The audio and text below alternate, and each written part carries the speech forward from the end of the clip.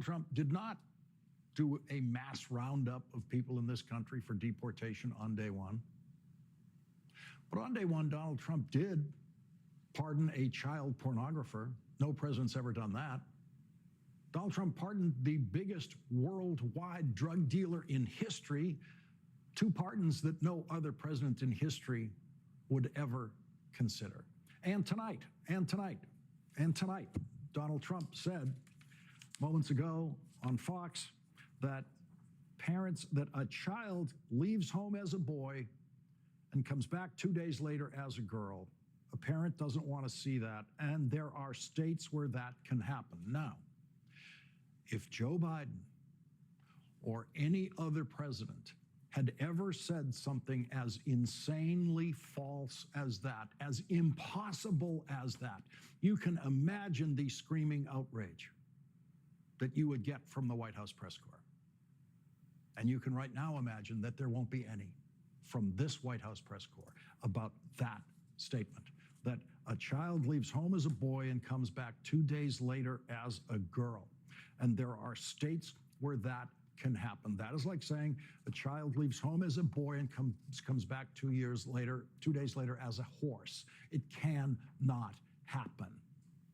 There is a demented, pathological liar in the White House talking like that, and the White House press corps will accept that and not scream about that, as they screamed so constantly during the last presidency.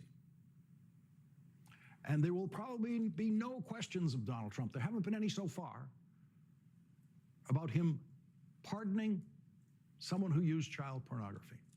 The child pornography user is also a Donald Trump fan who was at the Capitol on January 6th attacking police officers. Federal prosecutors said Andrew Kyle Grigsby was the tip of the spear on the west front of the Capitol when he wasn't busy committing crimes for Donald Trump. He was busy with his child pornography in Kentucky, where he has been imprisoned on state charges of possession of child pornography. That's who Donald Trump pardoned.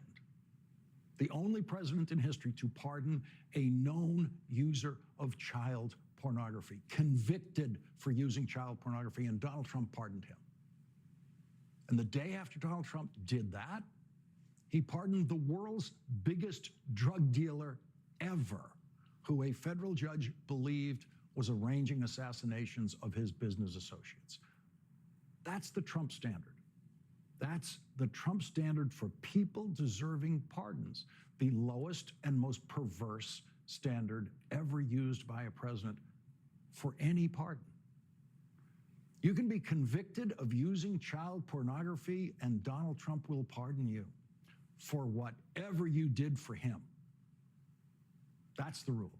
Whatever you did for him, especially if you did it on January 6th.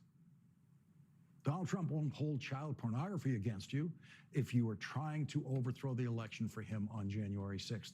That's the Trump standard. Washington's going to be operating on the Trump standard now, and no president in history has lowered the standard for federal hiring the way Donald Trump has. It seems clear that Donald Trump is making a conscious choice to lower the standard in all of the instances where he has done so, because, this is really important, he knows how to make a cabinet choice that actually does meet the standard. Former Senator Marco Rubio is now Secretary of State Marco Rubio after a unanimous vote to confirm him in the United States Senate on Monday. Unanimous.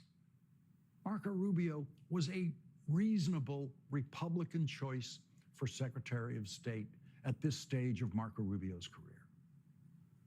Donald Trump knows how to do that, and he knows how to do the opposite by offering Pete Hegseth for Secretary of Defense after Pete Hegseth's mother said in writing that he is an abuser of women.